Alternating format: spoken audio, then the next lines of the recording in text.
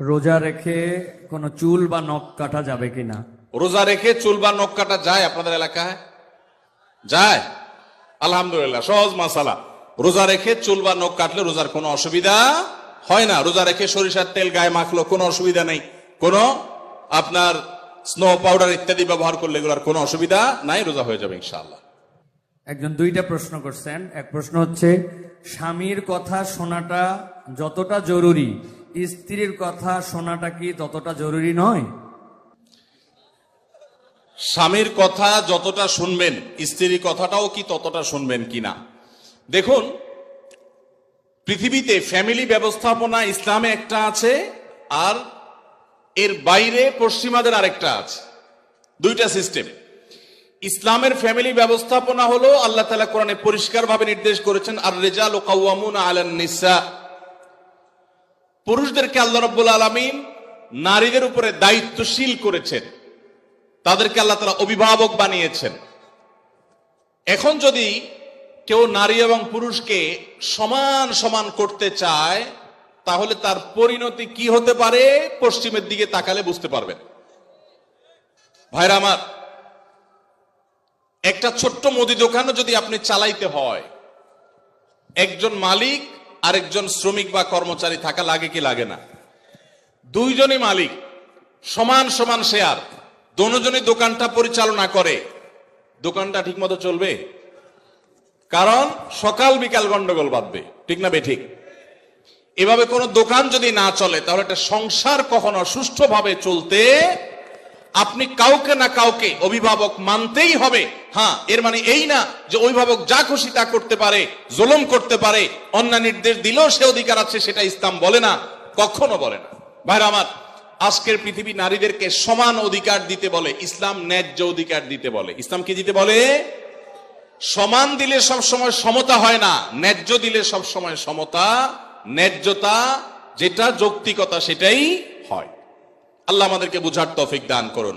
মা বোনরা যদি যৌক্তিক কোনো আবদার চাহিদা পেশ করেন, সেটা স্বামী কখনো কখনো শুনতে বাধ্য, যদি সেটা তার অধিকারের বিষয় হয়। আর কখনো কখনো বাধ্য না হলেও স্বামীকে আল্লাহ তাআলা উদ্বুদ্ধ করেছেন।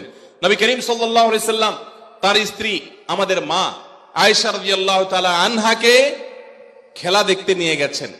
আম্মা জান আয়েশা রাদিয়াল্লাহু তাআলা আনহা এই হাদিস বর্ণনা করার পরে বলেছেন, ফাকদুরু কদরাল জারিয়াতিল হাদিসাতি সিন্নি আল হারিসাতি আলাল্লাহ হবে। ও দুনিয়ার পুরুষেরা, যুবকেরা, স্বামীরা, শুনে রাখো, আল্লাহর নবী সাল্লাল্লাহু আলাইহি সাল্লাম নবী হওয়ার পরও, এত ব্যস্ত মানুষ হওয়ার পরও, তিনি তার স্ত্রী হিসেবে আমি যখন তার কাছে খেলা দেখতে চেয়েছি, তিনি নিয়ে গেছেন। যতক্ষণ পর্যন্ত আমি নিজে বিরক্ত হয়ে উঠে না আসি, ততক্ষণ পর্যন্ত নবী সাল্লাল্লাহু আলাইহি সাল্লাম বসেছিলেন, আমাকে নিয়ে আসেন নাই, বলেন নাই আয়েশা চলো আর কত দেখবা, এটা বলেন নাই। অতএব তোমরা তোমাদের কম বয়স্ক যে সমস্ত স্ত্রীগণ আছেন, তাদের বিনোদনের প্রতি, আনন্দের প্রতি তোমরা খেয়াল রাখবে, এটা আমাদের আয়েশা বলেছেন। তাহলে বোঝা গেল, স্ত্রী যদি কিছু চায়, সেটা পূরণ করবার জন্য স্বামী যথাযোগ্য চেষ্টা করবেন, যদি অন্যায্য না হয়, অন্যায় না হয়, অযৌক্তিক চাওয়া না হয়। কিন্তু এর মানে এই না যে ইসলাম সবাইকে সমান অধিকার দিয়েছে, সমান অধিকার দিলে মারামারি ছাড়া কিচ্ছু হবে না। পশ্চিমে যান, কোন সংসার বলতে কিচ্ছু নাই। গত সপ্তাহের কথা, নিউজিল্যান্ডের একটা শহরে, অকল্যান্ডে, আমাদের এক প্রবাসী বাংলাদেশি ভাই বুয়েটিয়ান, ওনার বাসায় উনি নিয়ে গেলেন ফজরের নামাজ পড়ে, মসজিদ থেকে পাশে ওনার বাসা। তো ওনার বাসায় গিয়ে আমি একটু আশপাশে কিছু গাছ টাছ দেখলাম, দেখে বের হচ্ছি।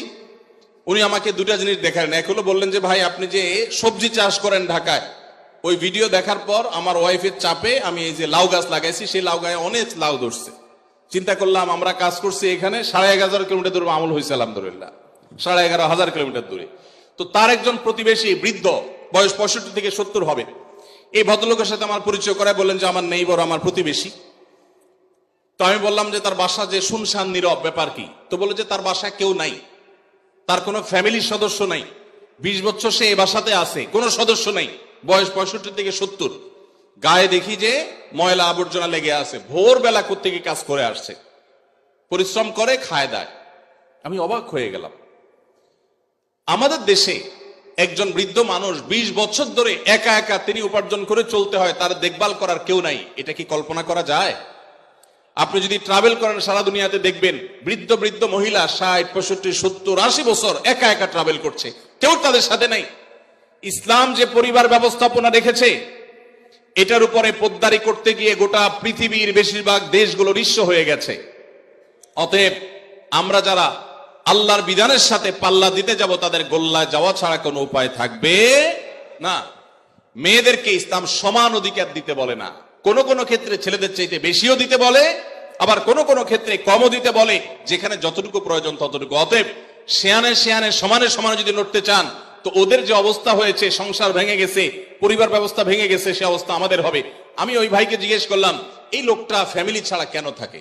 কারো কি একা থাকতে ভালো লাগে? তখন তিনি আমাকে বললেন, ভাই সাধে থাকে না, এই জন্য ফ্যামিলি ছাড়া থাকে যে বইয়ের সাথে তো 2 দিনে বেশি 3 দিন বনবে না। নিয়ম হলো, আইন হলো, বেশিরভাগ উন্নত দেশগুলোর আইন একই রকম। 3 বছর যদি বিবাহ লাস্টিং করে, বিচ্ছেদ হলে স্বামীর যা উপার্জন আছে তার অর্ধেক স্ত্রী, স্ত্রীর যা উপার্জন আছে তার অর্ধেক স্বামী পেয়ে যাবে। এই আইনের কারণে মানুষ বিবাহ করতে চায় না, অবৈধ সম্পর্ক দিয়ে সে কাজ সারে, যার কারণে সন্তান হয় না, জেনারেশনের মধ্যে গ্যাপ তৈরি হয়ে যাচ্ছে। আল্লাহ তাআলা আমাদেরকে ইসলামের মতো সুমহান জীবন বিধান দিয়েছেন, এর চেয়ে যৌক্তিক, এর চেয়ে সুন্দর, এর চেয়ে সুখ, এর চেয়ে দাম্পত্য শান্তি আর কোন সমাজে কল্পনা করা যায় না। আল্লাহ তাআলা শুকর সেজন্য।